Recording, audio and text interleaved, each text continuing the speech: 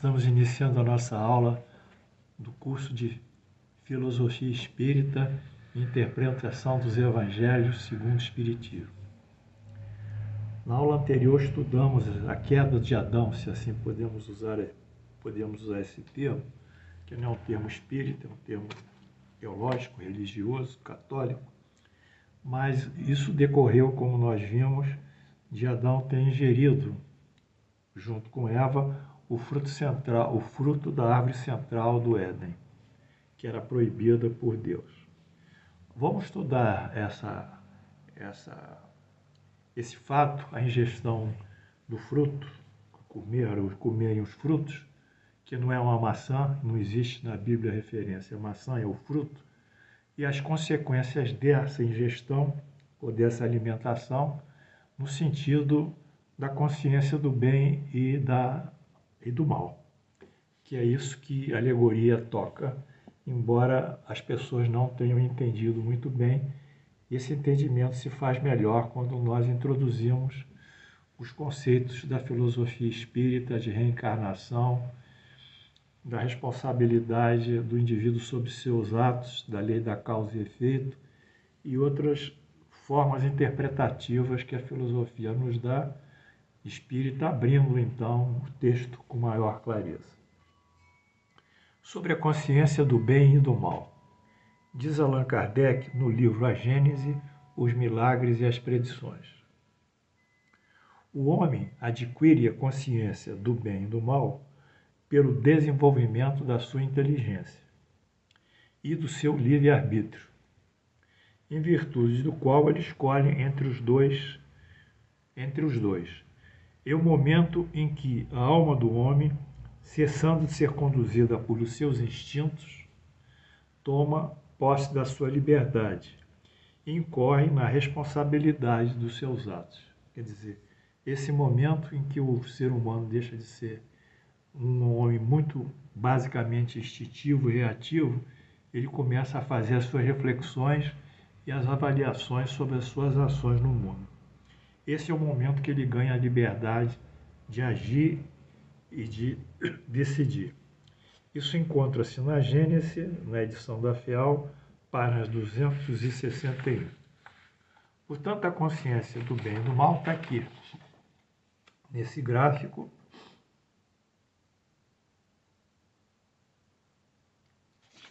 que diz: consciência do bem e do mal, desenvolvimento da inteligência, desenvolvimento do livre-arbítrio, formação de um juízo de valor, no caso, o juízo de valor do bem e do mal. Bem, a partir desse momento que Adão e Eva têm esse conhecimento crítico, de juízo de valor, e utilizam a sua inteligência, ele, pelo lado da razão, se torna uno com Deus. Quer dizer, não é que sejam Deus, eles têm um atributo de Deus, que é a razão, que é a inteligência, que é o pensamento lógico. E assim podem se figurar para fins de interpretação do texto. Eles se tornam unos com Deus por saberem como Deus diferenciar o bem do mal. Esse é o ponto de interseção. E aí se encontra, portanto, esse ponto de interseção. O homem acrescenta à razão o juízo de valor sobre o bem e sobre o mal. Vocês estão entendendo? É o mecanismo de evolução do pensamento, da capacidade crítica, da razão, da lógica, do exercício analítico, enfim, de toda uma série de operações mentais, mas elas dirigidas para o lado moral e não para o lado da intelectualidade. Portanto, vamos repetir aqui esse ponto de união de Adão e Eva com Deus, em que ocorre a diferenciação do bem e do mal. Isso consta em Gênesis 3:22. Então disse o Senhor Deus, eis que o homem se tornou como um de nós, conhecedor do bem e do mal. Em Gênesis 1:27 diz Deus: criou Deus, pois, o homem à sua imagem, a imagem de Deus o criou, o homem e a mulher os criou. Portanto, a imagem de Deus, como está constida em Gênesis 1:27, da criação do homem, não é uma criação morfológica, porque Deus, na doutrina espírita, é uma inteligência suprema, é um ser abstrato. Mas é um ser que tem razão, tem lógica, tem finalidade, tem objetivos, não é? Então, essa criação de Deus pelo homem, a sua semelhança, a sua imagem é a imagem da razão. E quando ele exercita essa razão, no sentido de operar um juízo de valor entre o bem e o mal, ele se torna uno com Deus. É esse aqui o gráfico que caracteriza o que eu disse aqui. Bom, quais são as consequências do exercício da inteligência e do livre-arbítrio para o homem, agora ele mais amadurecido? Isso consta em Gênesis 3, versículos 16, 17, 19 e 23. A consequência é a seguinte: Deus diz: e a mulher disse, multiplicarei sobremodo. Deus disse à mulher, multiplicarei sobremodo os sofrimentos da tua gravidez. Em meio às dores, darás à luz aos filhos. Sofrerá pelo parto. E a Adão, Deus disse, visto que atendesse a voz da tua mulher e comeste da árvore que eu te ordenara não comesse, maldita é a terra por tua causa. Em fadiga obterás belo sustento durante os dias da tua vida. No suor do teu rosto comerás o pão até que tornes a terra. Bom, essa questão que surge para a mulher a dor com o parto, como se fosse um castigo. E para o homem, a obrigação de plantar, colher, semear, plantar, colher e comer. Então, o Senhor Deus, por isso, o lança fora do jardim de Éden, a fim de lavrar a terra de que fora tomado. Então, esses são os versículos 16, 17, 19 e 23. Vamos, meus queridos alunos, ver aqui o professor Allan Kardec, como ele interpreta esses fatos.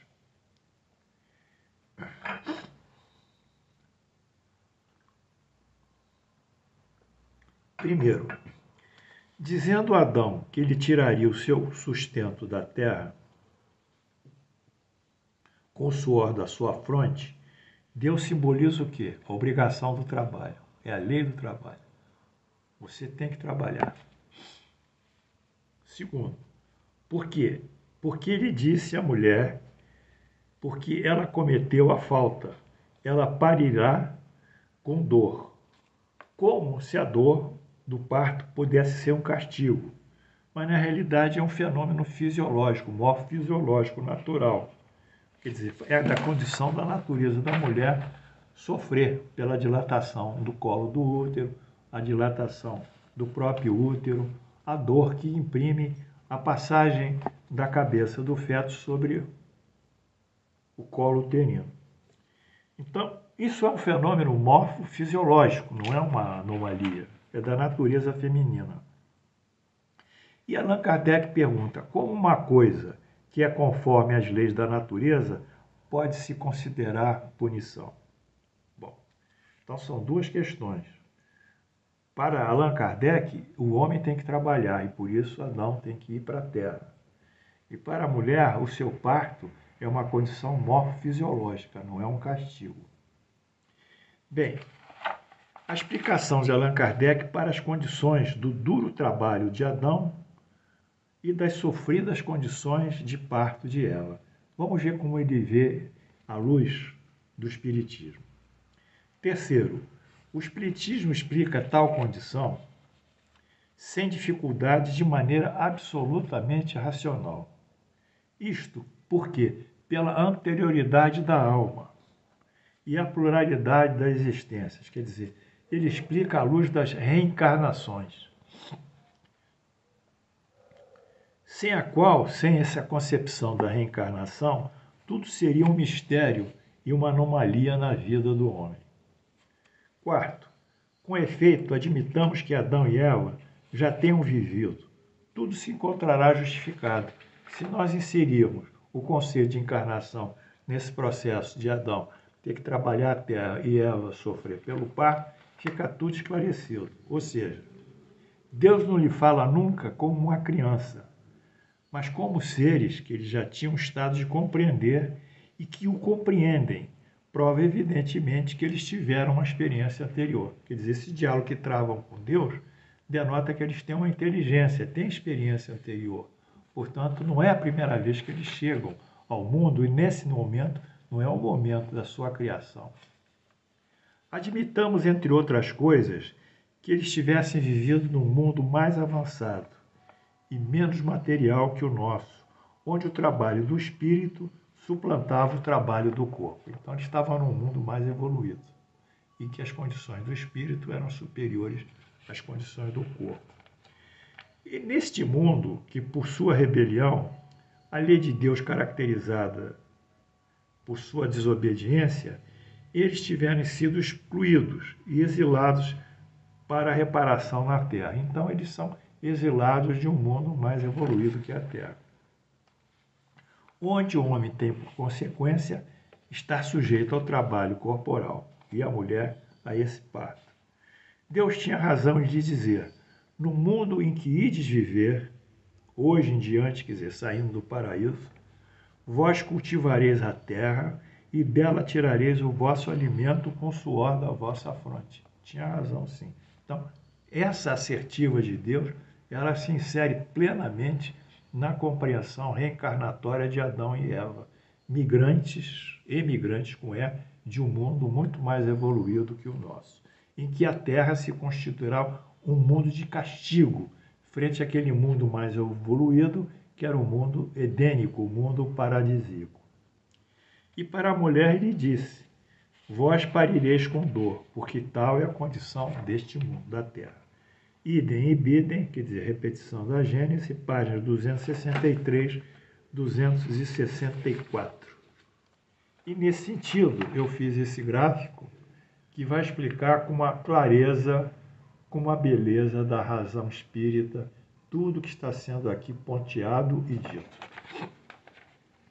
A interpretação de Allan Kardec sobre a pena do homem, ter que trabalhar e a mulher parir em meio à dor. A premissa que nós temos é a anterioridade da alma, a existência anterior da alma. Primeiro nível, segundo a teologia cristã. Essa segundo a teologia cristã, esse fato do Adão e Eva saírem do paraíso é uma punição. É um pecado original. Eles são punidos, pecaram frente, não se obrigarem a cumprir a determinação do Deus, eles formam o pecado original. Esse pecado original vai ser hereditariamente levado aos sucessores de Adão, a todas as gerações posteriores, ao ponto de o homem já nascer com o pecado original, sendo necessário o batismo, segundo a dogmática católica, para redimir o homem desse pecado original. Bem, segundo o Espiritismo, essa aprovação que Adão e Eva passam remonta a encarnações anteriores, quer dizer, na realidade, são encarnações que eles tiveram e que agora eles reparam ou sujeitam-se à aprovação para compensar pelo ensinamento e a didática de Deus, já que de Deus não pune, não castiga, Deus totalmente ensina.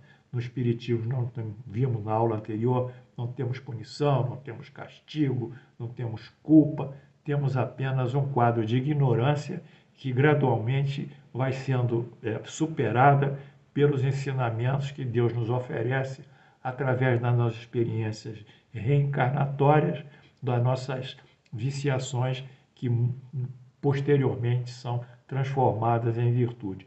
O quadro do Espiritismo é um quadro linear e progressivo, sempre para o alto, nada de culpa, nada de expiação, nada de desgraça, tudo aprendizado, tudo progresso, tudo evolução. Então, nesse sentido, a encarnação de Paulo com Eva, de Adão com Eva, vão ter esse caráter de provação aqui na Terra.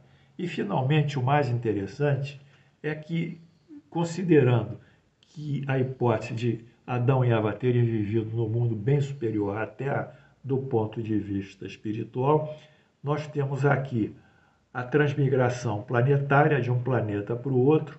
Adão e Eva figuram para a Terra um mundo de sofrimento, um mundo menos evoluído. E com isso a encarnação se tornará uma aprovação e se tornará um caráter pedagógico. Então são as três hipóteses que surgem: a teológica, a reencarnatória mesmo na Terra em condições anteriores, e a reencarnação em um planeta, o que é mais interessante, edênico, se tornando a Terra uma situação de muita dificuldade do ponto de vista espiritual. Então o Espiritismo mostrou com uma clareza meridiana a razão de todo esse sofrimento de Adão, que trabalhará, ele respeitará a lei do trabalho, e Eva terá que sofrer. Mostrou a luz do processo reencarnatório e caracterizou Adão não como uma primeira encarnação do homem, porque antes de Adão encarnar já existiam homens, mas uma nova encarnação desse espírito de Adão. Então, no livro A Gênese, o professor Kardec ele sintetiza o que eu estou dizendo aqui com muito brilhantismo, como sempre, né? Gênese 2.28. Ele vai agora, a partir desses instrumentos, definir também a formação da mulher e a responsabilidade do homem. A mulher vai ser formada pela costela do homem, costela do Adão. Vamos ver também outra beleza interpretativa do nosso professor Kardec. Em Gênesis 2.28, lá na Bíblia, consta: então o Senhor, Deus, fez cair pesado sobre o homem, sono. E este adormeceu, tomou uma das costelas e fechou o lugar com a carne. E a costela que o Senhor Deus tomara ao homem, transformou numa mulher e lhe a trouxe. E disse ao homem: esta, afinal, é osso dos seus ossos e carne da sua carne. Quer dizer, a mulher é o osso dos ossos, carne da carne do Adão. Diz Allan Kardec, então, a mulher formada de uma costela de Adão é uma alegoria pueril, na aparência, se tomada ao pé da letra, mas profunda pelo sentido. Segundo, tem por alvo mostrar que a mulher é da mesma natureza que o homem, sua igual por consequência, ante Deus, e não é uma criatura à parte, feita para estar sujeita e tratada como pessoa abjeta, saída da sua própria carne. Então, nesse momento, Allan Kardec ele mostra a grandeza do fato da mulher ser da mesma carne, do mesmo osso, da mesma natureza que o homem. Não é um ser que foi criado numa alegoria qualquer para estar sujeito ao homem. Desde a Bíblia, a mulher é dignificada na visão espírita. A mulher é considerada, em termos de igualdade, de virtude, de desejo, de trabalho, de responsabilidade, na mesmo nível do homem. E por isso Allan Kardec mostra que o fato dela ser gerada pelo homem, no caso de uma costela, a faz igual ao homem, não inferior. Não inferior. E é isso que a doutrina nos esclarece. A imagem de igualdade é mais comovente do que ela tivesse sido formada separadamente do homem pelo barro, como era contido. É para dizer ao homem que ela vê que ela é sua igual e não sua escrava, que ele deve amá-la como parte de si próprio. A Gênese de Allan Kardec, idem, página 256. Bem, nesse momento nós encerramos esse episódio da relação de Adão e Eva no Jardim do Éden e mostramos, numa síntese geral desse bloco, que ao comer o fruto, Adão realiza com Eva a consciência do bem e do mal mais evoluída. E tendo consciência do bem e do mal, de acordo com a doutrina espírita, quanto mais o homem tem consciência, tem conhecimento, mais ele é responsável. A responsabilidade dos atos e das ações e dos efeitos que produzem o homem, a mulher, frente à doutrina espírita, é proporcional ao grau de conhecimento, de evolução e de juízo de valor moral. Quanto mais moralizado, quanto mais intelectualizado, quanto maior será a responsabilidade do homem. Não se pode exigir de um aborígene australiano que tenha mesmo que come, às vezes, antropófago, que tenha a mesma responsabilidade de um homem já do século XXI, que mora num país europeu, que tem uma instrução, tem uma intelectualidade e lhe foi ensinado toda uma série de juízos de valor. Nesse sentido, portanto, Adão e Eva decolam do paraíso, figurado no Éden, e vão assumir os seus atos na plenitude do exercício do seu livre-arbítrio frente ao mundo em que eles vivem. E as hipóteses que surgem, a hipótese do Espiritismo, que Adão e Eva são uma reencarnação de seres que já viveram na Terra. Isso traz a eles um grau de sofrimento e de provação para poderem evoluírem mais, ou então de espíritos que viveram no mundo mais evoluídos que a Terra, e que esse mundo mais evoluído era o mundo edênico para eles, frente ao nível tão inferior de moralidade e de valor espiritual que a Terra ora apresenta. Então é um castigo. Eles desceram do mundo mais evoluído para o menos. Esse mundo fez-lhe sofrer. Não obstante todo esse processo que nós relatamos do exercício do livre-arbítrio, da inteligência, do juízo de valor, figurado num fruto que dá o signo, dá despertar dessas coisas para Adão e Eva, tudo isso faz parte do processo evolutivo do homem.